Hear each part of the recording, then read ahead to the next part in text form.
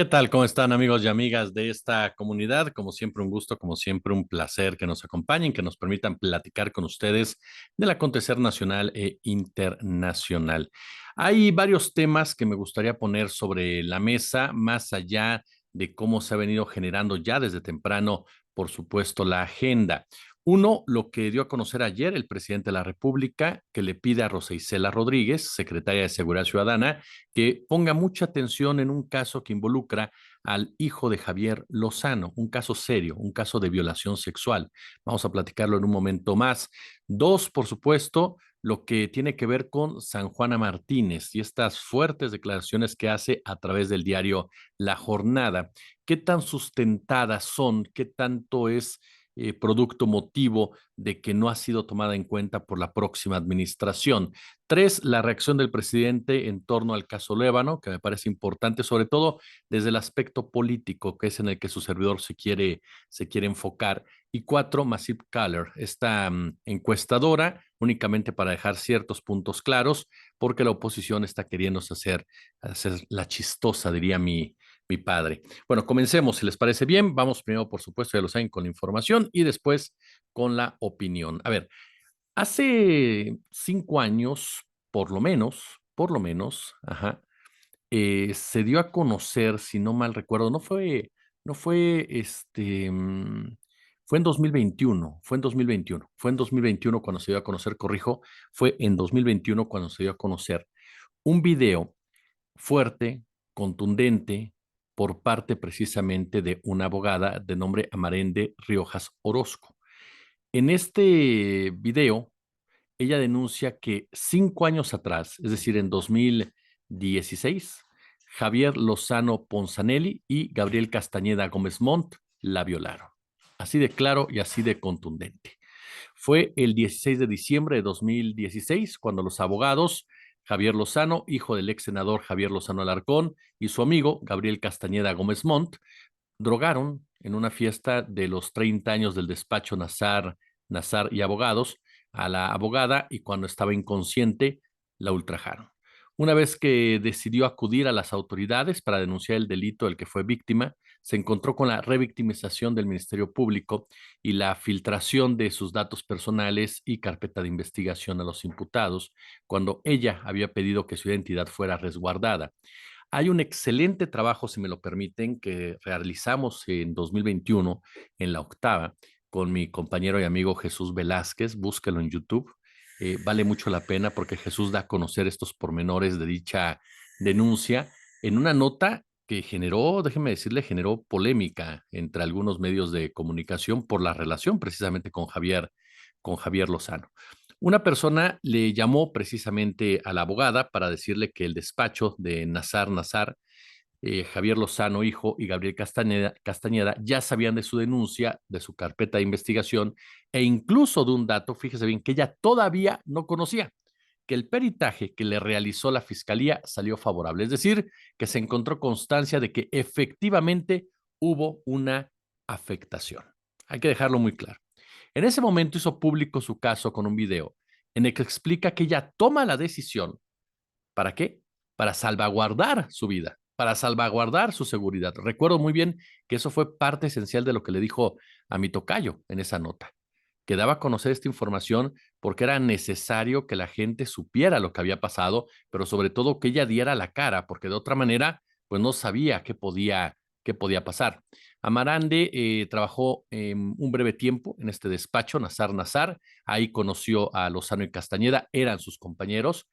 Ella no había convivido con ninguno de sus agresores, pero cuando ese diciembre de 2016 se retiraba de la fiesta con su amiga, Lozano y Castañeda las invitaron a sentarse en su mesa. Ella cuenta que les ofrecieron unos shots, ¿no? Acto seguido perdió el conocimiento.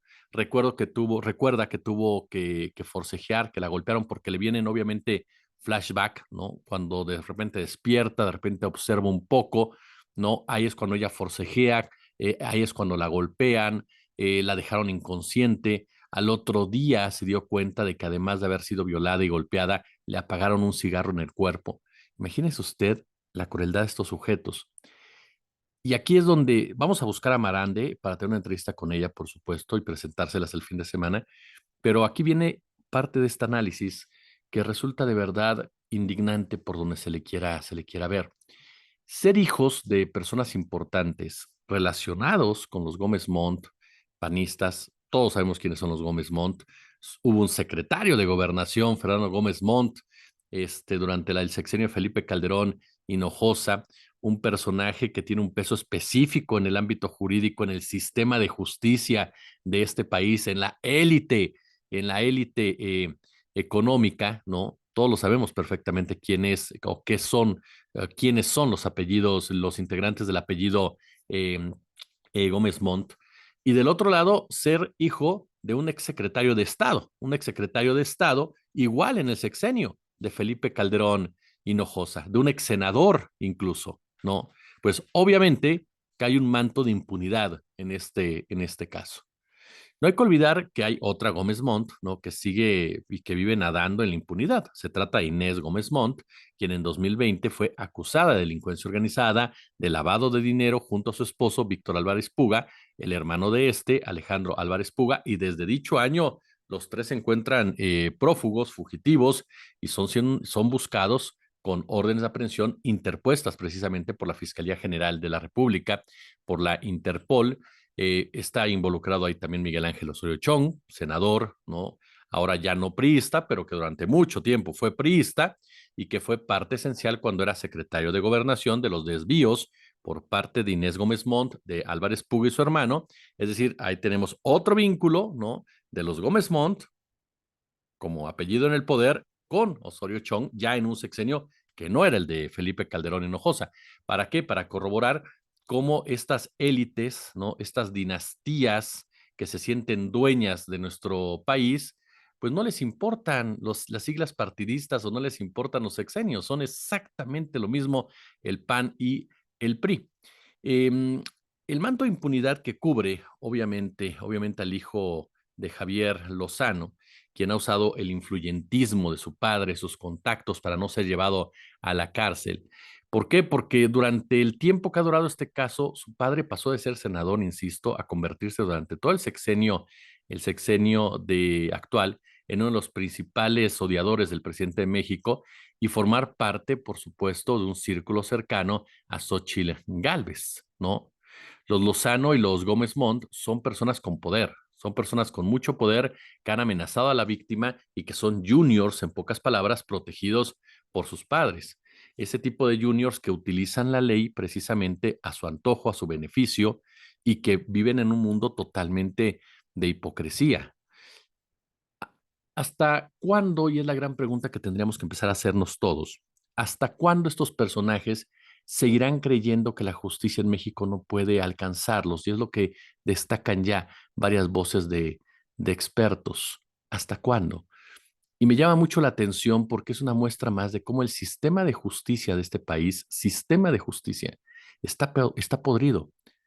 Algunos de ustedes me han hecho el favor de escribirme, decirme, oye Jesús, el Poder Judicial se conforma de tal cosa, una cosa es la Suprema Corte de Justicia, otra cosa son las fiscalías, los MPs, es en este punto donde están mal la situación. No, es en todo el sistema, no hablo del Poder Judicial, hablo de todo el sistema de justicia en México, el que está podrido, el que beneficia mayoritariamente a quien tiene dinero. Claro que hay episodios, hay personajes, hay profesionistas que están comprometidos con causas sociales. Por supuesto, si no eso ya hubiera reventado. Pero tristemente, en su mayoría, es un sistema diseñado desde hace muchos años en donde involucramos ahí sí a Suprema Corte, a jueces, a fiscalías, a ministerios públicos y demás, en beneficiar a las élites políticas, económicas y militares de este país. Los panistas, los priistas, los perredistas, ¿no? Quieren volver al poder, ¿para qué? Para seguir delinquiendo. Ese es el México que nos ofrece Xochitl Gálvez, que nos ofrece Javier Lozano en sus pláticas absurdas de Atypical TV. Ese México, el de la impunidad, el de las componendas, en donde el que tiene dinero hace y deshace, ¿no? El que busca evadir impuestos, el que puede delinquir sin problemas, ¿no? hacer lo que quieran, sabedores que jamás van a pisar la cárcel. Incluso ellos mismos en muchos casos son dueños de las cárceles. Hay que recordar que durante el sexenio de Felipe Calderón se privatizaron varias cárceles, supuestamente para mejorar todo este tema de la reinserción de los presos y de las presas, lo cual es mentira. Sirvió únicamente para explotar a los presos, a las presas y, por supuesto, seguir sangrando el erario por parte del gobierno federal. Entonces, ¿no? También compran jueces, también llevan a cabo arreglos, favores, ¿no? En cada tribunal del país. ¿O de verdad vamos a creer que los Gómez Montt, que los Lozano, que los Krill, que los Esponda son grandes abogados? Por favor, han tenido de su lado siempre a la ley. ¿Por qué? Porque tienen de su lado al sistema. ¿Por qué? Porque manipulan el sistema. Porque tienen parientes políticos, porque tienen amigos políticos. No porque sean grandes litigantes o grandes abogados en otras causas, ¿no? Durante la conferencia mañanera de este lunes, de nueva cuenta salió a la luz este caso. El presidente instruyó, como le decía al principio, a Rosa Isela Rodríguez, titular de la Secretaría de Seguridad y Protección Ciudadana, que se ponga en contacto con la víctima y que investigue este caso. Y es muy necesario, de verdad, porque más allá de que Javier Lozano dirá que es una revancha política y que van sobre de él porque él ha sido crítico del gobierno federal, sería un manotazo excelente en la mesa por parte del presidente de la República para mandar el mensaje de que te apellides como te apellides, no puedes llevar a cabo acciones de esta naturaleza, porque ese es el fondo de la derecha. Esa es la forma en cómo la derecha se ha comportado, no solamente en México, sino también en otras partes del mundo, sobre todo en en los últimos años, en las últimas décadas, de una forma depredadora. Han erosionado el Estado de una manera criminal. No, han saciado su ambición un día sí y otro no. Han hecho negocios con la salud, han hecho negocios con la seguridad, han saqueado literalmente este país y quieren más. Ese es el gran tema. Eso es lo que están ofreciendo. Hay gente que me dice, es que estás inclinado mucho a cuestionar al PAN y al PRI, al PRD y no has cuestionado a Morena. Sí hemos cuestionado a Morena, pero perdón, lo que ofrece PAN, PRI, PRD ya lo vivimos. Crecimos con eso que ofrecieron PAN, PRI, PRD y sabemos perfectamente que no funciona y y que no deben de regresar. Morena se le puede seguir cuestionando, por supuesto, tiene que seguir mejorando en muchos sentidos, pero hoy por hoy, en estos primeros 5 años de Andrés Manuel López Obrador al frente del Movimiento de Transformación Nacional, como ellos lo definen, veo muchos menos errores y muchísimos más aciertos que en 30 años de gobiernos neoliberales. Entonces, sí me parece que hay que ser también muy honestos en este tema. No se trata de blanco, negro, golpear o golpear, no. Se trata de entender quién es quién y de por qué cuestionas a cada personaje, ¿no les parece? Ahora, vamos con el tema de San Juana rápidamente. En un largo texto publicado en La Jornada, San Juana Martínez, quien fuera directora general de Notimex, acusó a Marat Bolaños, titular de la Secretaría del Trabajo y Previsión Social, de condicionar el pago de liquidaciones para su equipo a que de la misma teníamos que entregar 20% para la campaña presidencial de Claudia Sheinbaum. Varias palabras. Escribe, me negué en rotundo a aceptar semejante condición y a continuación en venganza se nos ofreció solo 6% de los 256 millones entregados al sindicato, junto a 14 millones en concepto de canasta y 1 millón más para las fiestas de un sindicato que ya había desaparecido luego de la publicación del decreto. Es lo que agrega la periodista, cuya gestión al frente de Notimex, ustedes lo saben, ha estado marcado por despidos masivos, un conflicto con el Sindicato Único de Trabajadores de Notimex, hasta que el gobierno federal, bueno, decidió desaparecer la agencia. En el texto que publicó en el diario, en donde, bueno, regularmente suele tener tribuna abierta, como se le dice, Martínez se quitó toda responsabilidad en el cierre de Notimex, lanzó dardos contra el sindicato, pero también contra cuadros del gobierno de la llamada Cuarta Transformación, particularmente Luisa María Alcalde, la actual secretaria de Gobernación, ex titular de la Secretaría del Trabajo, y con menor fuerza en contra de Jesús Ramírez Cuevas, el vocero presidencial, y Genaro Villamil, titular del Sistema Público de Radiodifusión del Estado Mexicano, SPR. San Juana Martínez responsabilizó a Luisa Alcalde por el conflicto laboral, la acusó de incurrir en un conflicto de interés, pues aseveró que su padre El abogado laborista Arturo Alcalde, uno de los mejores de este país, era asesor legal de Subnotimex y que durante una reunión en el restaurante del Palacio de Hierro en Perisur la amenazó, lo que dice San Juana, que la amenazó al estilo de Vito Corleone, ¿no? En la película El Padrino, con una campaña de desprestigio en caso de no reinstalar a trabajadores despedidos. Bueno, Vito Corleone nunca lanzó campañas de desprestigio, pero la exdirectora de Notimex aseveró que fue víctima de la campaña de desprestigio impulsada por Arturo Alcalde, hasta que en junio del 2020 la secretaria Luisa Alcalde intervino en la Junta de Gobierno de Notimex para exigir su cierre. El fuego amigo, dice, finalmente consiguió quitarle la agencia a los mexicanos y al Estado. A ver, San Juana Martínez fue una gran periodista, me queda claro, tiene libros espectaculares. Yo fui uno de sus grandes fans mientras estudiaba. Es una gran periodista, la realidad San Juana Martínez, pero es una pésima directora o pésima funcionaria.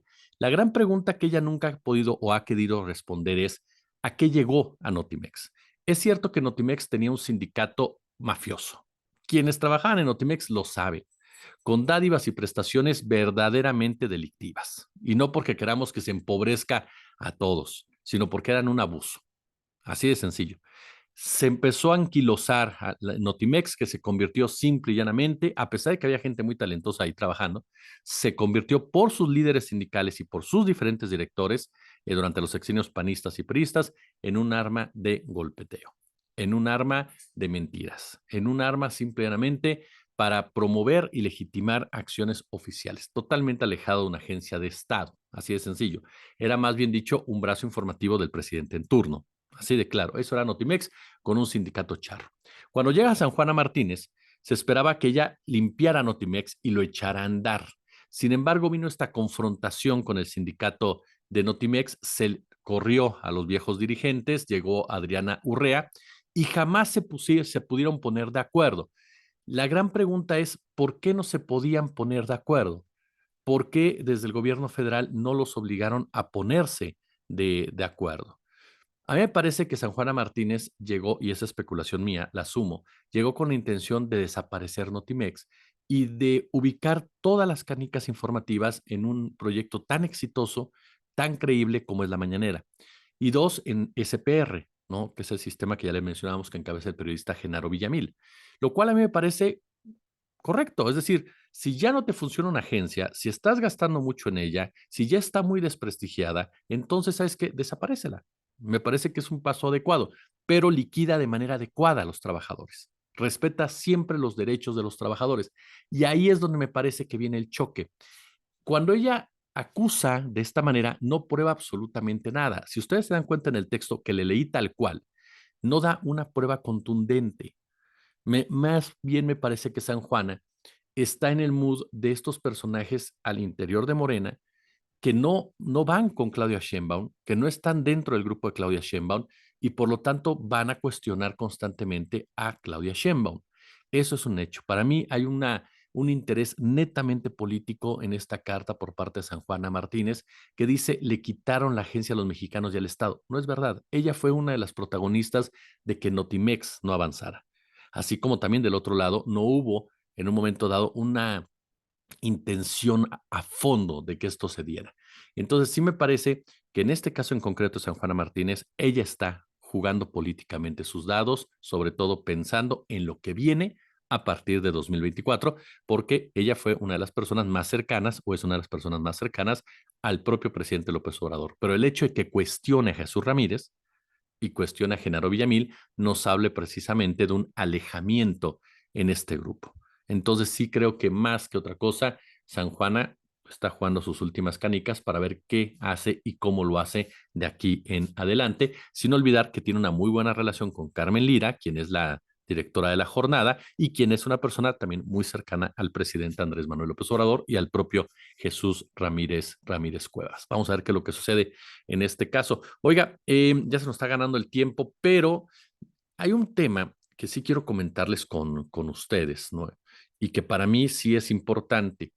Ustedes seguramente me dirán, algunos tienen razón, otros me dirán, no estamos de acuerdo contigo, ¿no? Y ustedes saben que aquí todo, absolutamente todo se respeta, que es el tema, este, ¿cómo se llama? Que es el tema de la comunidad trans. Yo soy un ferviente, y se los digo abiertamente, respetuoso de la comunidad trans y apoyador de sus derechos.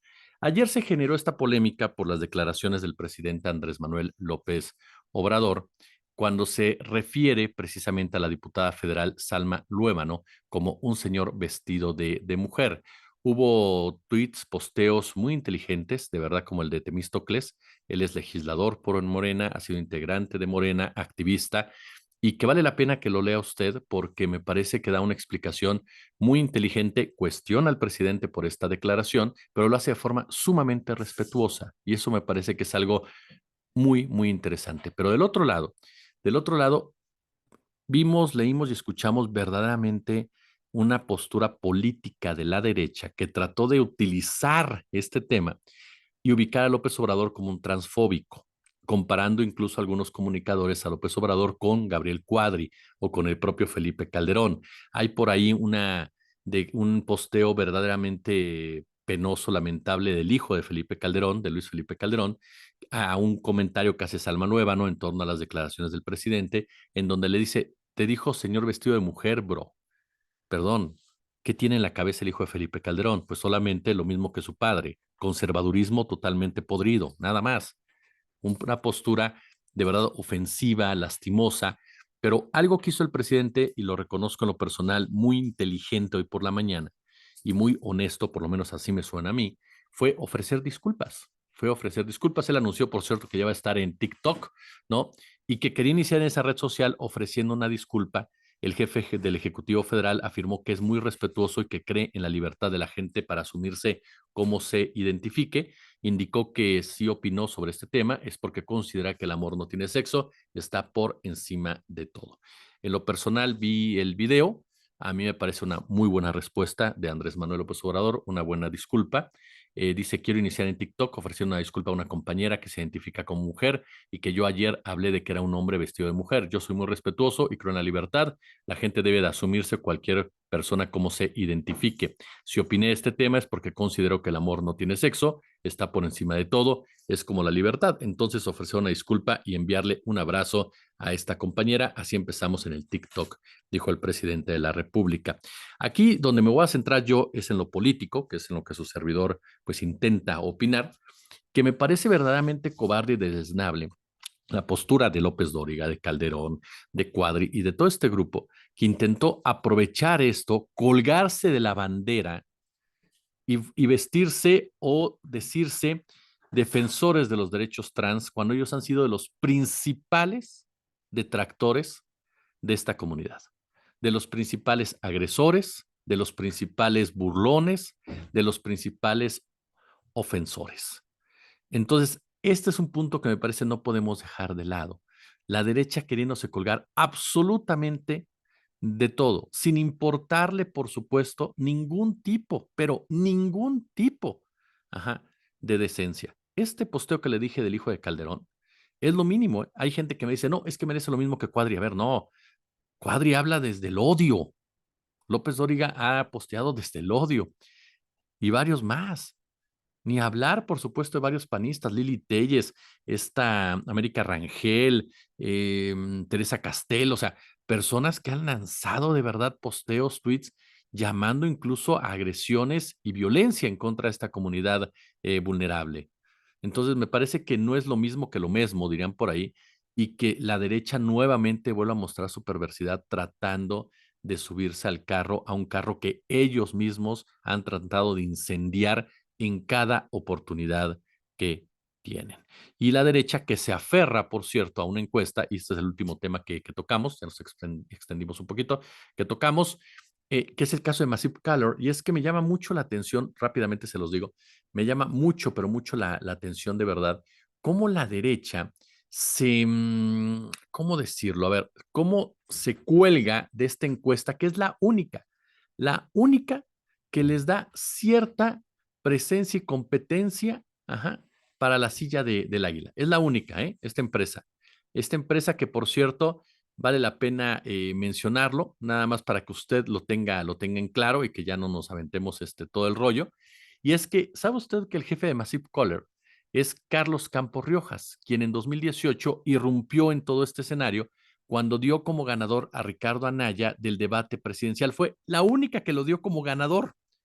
¿Y sabe por qué? Porque Ricardo Anaya les pagaba. Fueron contratistas de Ricardo Anaya. Incluso Campos fue durante años panista, fue regidor allá en el estado de Nuevo León. Y cuando fue regidor, se vio envuelto en un escándalo por mal manejo de recursos.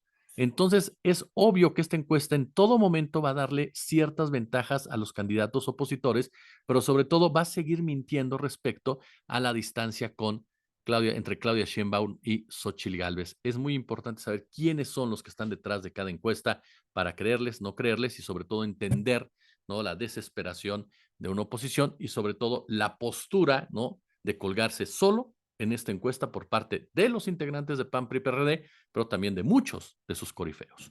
Si les gustó el video, pulgar arriba, suscríbanse, denle a la campanita con base en sus posibilidades, échenos el super chat, el super gracias y por supuesto, déjenos sus comentarios, que ya saben que aquí todo cabe. Como siempre, un gusto, como siempre, un placer.